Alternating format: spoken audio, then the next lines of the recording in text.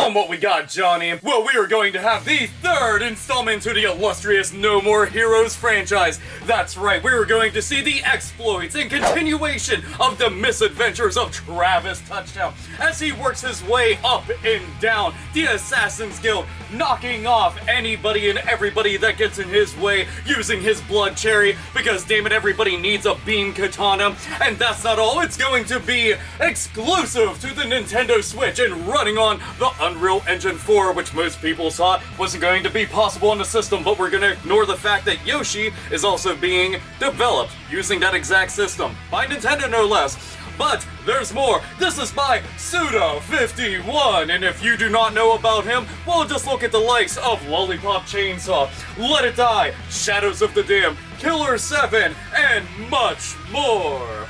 That's right, if you haven't already gotten the fucking point, we're getting a No More Heroes game just in time to mark the 10th anniversary of No More Heroes. This shit is a long time coming, back to the home of Nintendo. I mean, we had No More Heroes 1 and 2 on Nintendo Wii, then we got a remake of No More Heroes on PlayStation 3 dubbed No More Heroes Paradise. By the way, pick that shit up. And now we are getting this. So, it's Travis Strikes Again, done up in a very familiar font. If you haven't seen Stranger Things, there you go. But we got to see this shit going down, and it looked fucking beautiful. It looked fantastic. As a matter of fact, it looked very similar to D3. At least, like, the artistic style of it. But it looked so goddamn gorgeous. I was just all fucking grinning from ear to ear the minute that I saw this. And I've watched the trailer probably a good maybe 4 or 5 times now. It's not a long-ass trailer, but it gave me everything that I wanted. It was breaking the fourth wall, which Travis does so fucking often. As a matter of fact, I like to think that he's probably dipped into the same exact shit that Deadpool has, because he's well aware that he's within a video game, and also playing a video game within a video game, knowing that he's in a video game. So, that shit right there. But this shit starts off with dude driving around, which I was all fucking happy about this shit, because it looks like we're getting callbacks to some of the earlier No More Heroes games. But he's driving, ready to go and murder the living shit out of Travis, shows up at his trailer while he's sitting there gaming and stuff. Hotline Miami is playing in the background, and if I'm not mistaken, I think there was actually a Hotline Miami tune that was playing until that got cut off, and then it went into a complete different song. But this shit had happened, and he rolls in there with like a fucking belt that's got beer cans all over it, and I'm just like, Stone Cold needed one of these. He's always having the fucking timekeeper go and lob and toss every single one of those beers to him. Just like, that would have made a lot of sense. But still, seeing this shit, I'm like, okay, so this right here, this dude shows up and he's got like the fucking like, the big Van Vader mask looking shit on, and he's got a baseball bat with him. I just gotta ask, like, is this possibly, and keep in mind, like, we don't know much of her backstory, but if you remember Bad Girl, is this her dad? I'm just wondering right now, because he rolls in there with a bloodied up baseball bat just like she had, and he was talking about his daughter, and it was a cute little fucking blonde chick who was an assassin, and that sounds a lot like Bad Girl.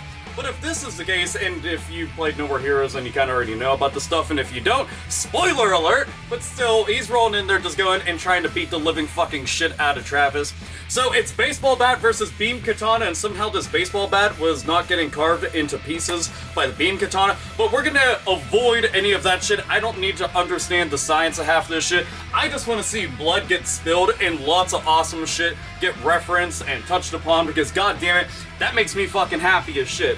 But this is happening. We don't know of a release date. We didn't get to see any in-game footage. So there's a lot of shit that we're just going to have to speculate about and maybe safely assume. But one thing I can say is, if you haven't played No More Heroes 1 and 2, you should probably go and do that. Like I said, the shit's on Nintendo Wii. It's been out on Nintendo Wii. As a matter of fact, I don't know a lot of people personally that have played the games, which kind of breaks my heart, because again, Suda51, the minute I see his name on something, I always want to check this shit out. Every single time. I'm not joking when I say this. I have every single fucking game that he has. I even have Let It Die. I don't give a fuck about free-to-play games, but I was like, wait a minute. Is this a faster-paced, over-the-top version of Dark Souls? Yeah, fuck it, I'll play it. It's actually good. Like, surprisingly good. I haven't spent any money on that shit, but I did enjoy playing it for the time that I did devote to it. So, yeah, kind of worth it. But Lollipop Chainsaw, like I said, Shadows of the Dam, Killer is Dead, Killer 7, the Silver Case, like, he's got such an insane amount of games that he's put out, and every single one is always just dripping and oozing with shitloads of style. Like, at the one point when dude rolled in, I don't know his fucking name, so I'm just gonna, I don't know, if it's Bad Girl, this is gonna be Bad Daddy, I don't know what the fuck to call him, but whenever he went and knocked the fucking head off the fake Travis, that shit kinda remind me of Lollipop Chainsaw whenever she goes in for the, like, the ultra fucking kills and shit. Kinda made me think about that, I'm just saying it. One thing to keep in mind of is every single one of his games, there's always shit sprinkled in from previous games that he's worked on, and sometimes games that he inevitably will be working on. So then when you go and play that, it's a callback to this shit. And it's happened before. If you play Persona 3, and with other development studio, if you play Persona 3, you actually go and get to see some certain motherfuckers from Catherine, and that shit's awesome as fuck. Also, Persona 5 had some stuff inside there too. Just saying. Catherine's amazing. Fucking play that stuff. But all this shit, it just, I don't know, it made me kind of happy. Like, what was it? They were talking about the fucking Death Drive Mark II. And the Death Drive Mark II, if you played anything from Let It Die, that'll sound pretty fucking familiar because, well, there's a game system called the Death Drive 128. So this looks like it's the bigger, badder daddy of that. And you got to see, like, little fucking statue and the floating little fucking controllers and shit that were there that are obviously gonna make you think about fucking Power Gloves and stuff, you know, just less shit. But still, they had that stuff there, so it was like, okay, so is this actually going to be loosely tied in together? And why the fuck was this dude going after a fucking game system? Is this game system capable of doing a whole lot more? And there's over 50 assassins inside of this association of assassins, so how many of them are actually left? I mean, Travis hasn't actually killed every single one of the ones that he went after within No More Heroes 1 and 2. There were certain assassins that kind of just got offed by other people, so I'm just wondering, have new ones went and taken that place? How much time has actually passed between this and that? Some people are talking about, oh, is this a spin-off? I don't think this is going to be a spin-off at all. I mean, it had the No More Heroes name on it. As a matter of fact, it was like No More Heroes 10th anniversary and all that shit. And it said it distinctly, very much so in the title. Granted, it didn't say 3, but they might be doing this for marketing reasons, because if it says No More Heroes 3, people might be like, what the fuck is No More Heroes 1 and 2? So Travis Strikes Back to No More Heroes, is that going to be the official title? Don't know. There's like a minuscule amount of information that we have available for this right now, and I'm just like, fuck. Just fuck. And if you aren't aware of the series, I mean, it's probably one of the most genuine, relatable characters in all of gaming, because Travis Touchdown just wants to be a badass. I mean, he bought his fucking beam katana off eBay. He bought this shit, constructed it together, and was like, I'm gonna go kill a bunch of fucking assassins. And then he actually does go out there and start killing a bunch of assassins. Effectively and very fucking well, and everything, like, it's got vibes of like Quentin Tarantino movies. Like, if you play through this, you'll know exactly what the fuck I mean. But I mean, Suda 51 is good for that shit. In terms of like somebody who's awesome from behind the scenes, in terms of just trying to go and direct shit, it's all about just style and flair, and I fucking love that, because there's games out there that they're awesome games, but they don't go that extra mile to really make this shit pop and stand out. And you can tell that he's a fucking 80s child, just with everything in all of his games. I mean, again, references to pop culture aside, a lot of the stuff in it just has a vibe of somebody who appreciates the aesthetic and the appeal of shit from then. I love that. I love that so fucking much. But Travis Touchdown, I mean, he's a fan of video games and anime and shit. Yeah, he's a fucking weeb. Let's get that shit out of the way first and foremost. And the fact is, like, if you saw his place, it literally is just him playing a bunch of fucking video games and just kind of being a dork and trying to be smooth with the ladies, but not exactly as smooth as he wants to be. But every so often, he ends up dropping some kind of nuggets of truth that, despite the fact that it's kind of crass and vulgar and shit, just like, that made a lot of sense. Like, if you really sit down, break it down, that actually made a lot of sense, and I appreciate that stuff. And there was folks saying, we need to get Travis Touchdown in Super Smash Brothers. If we can go and get him from No More Heroes, pluck him out of that, and drop him into Super Smash Brothers, I think that would be fan-diddly fucking-tastic. If Bayonetta can show up, and Cloud Strafe, and Solid Snake, and Sonic the Hedgehog, and all the other fucking shit, if they can show up, Travis Touchdown most definitely should show up. Granted, one of the downsides is we'd have another fucking sword wielder, and we don't need any more sword wielders, but considering the fact that it's a beam katana, and the beam katana comes in many different varieties and flavors, and all sorts of different versions, maybe he can go and swap it out and switch this shit up. I mean, that'd be kind of cool, and if you played the original, your arm got fucking tired as shit. You were always sitting there charging up the beam katana, and no, I'm not just being vulgar here just for shits and giggles, this is really what you were doing. He was literally just jerking off with it. I mean, when you went and saved the fucking game, he was taking a big-ass fucking dumper on the toilet. Personally, I still prefer playing the game with just regular-ass controllers, because when I got No More Heroes Paradise, I'm sorry, but I didn't want to go and waggle my fucking way through everything. Like, doing this shit after a while gets fucking tiring. I like the option of having both. Like, if I want to play it this way, that would be awesome, but I also want the option of being able to just play with a regular-ass controller. But this started making me think, if this shit is going to be on the Nintendo Switch, are they going to be taking the Joy-Cons and allowing you to play it exactly how it was back in the day on Nintendo Wii when it first showed up 10 years ago? Yes, more wrestling references. Fuck you, I can go and do that. You! Anyhow. I need the Iron Sheik to just come in and start cutting more fucking promos. Put motherfuckers in their places. But if they use the Joy-Cons for shit like that, I think that that would work out really well. But again, they should make it so that if you're going to push for some shit like that, have two control schemes. Regular controller, Joy-Con controller, going all out. I'm just saying, it would be nice if they did that. And maybe actually do some shit like they did with the past games, where you went and you plucked shit from the previous games and dropped it into this, just to get people more familiarized with the No More Heroes universe. And I'm kind of curious, how big is this world going to be?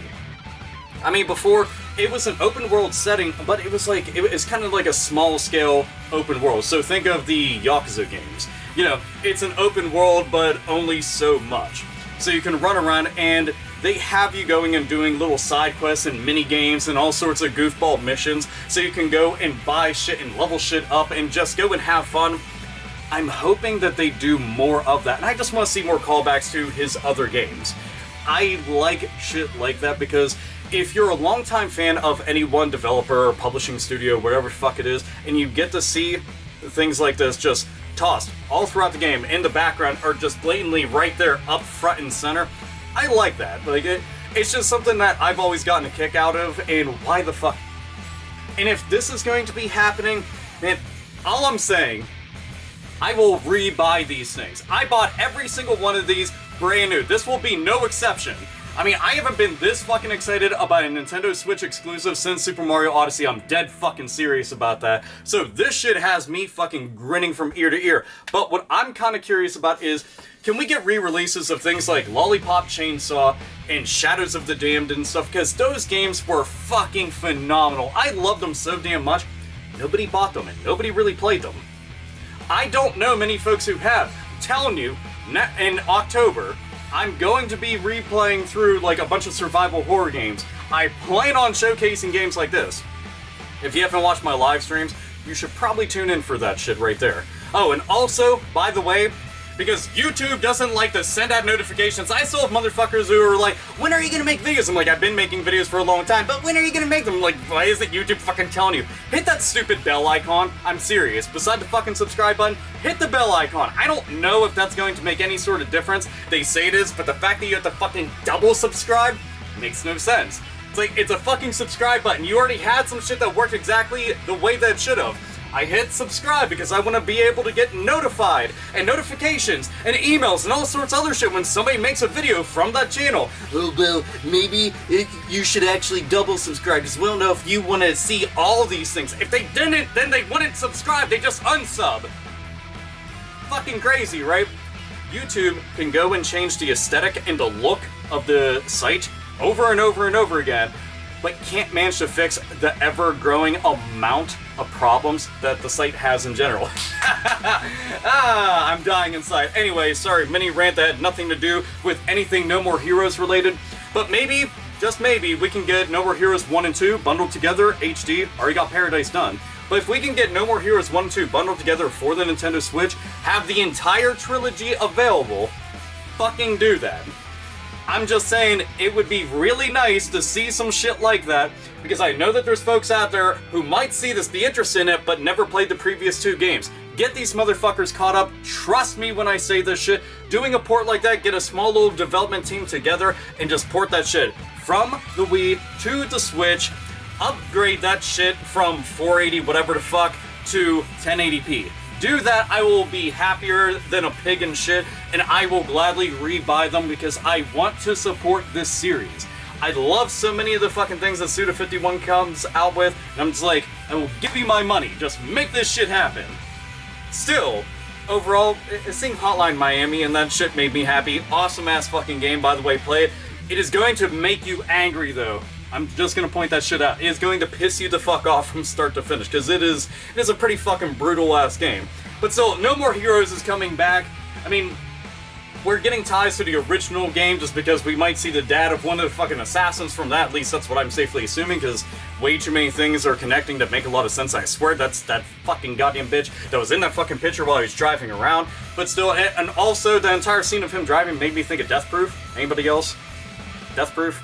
Like I said, a lot of this shit reminds me of Quentin Tarantino. There's a fucking reason for that.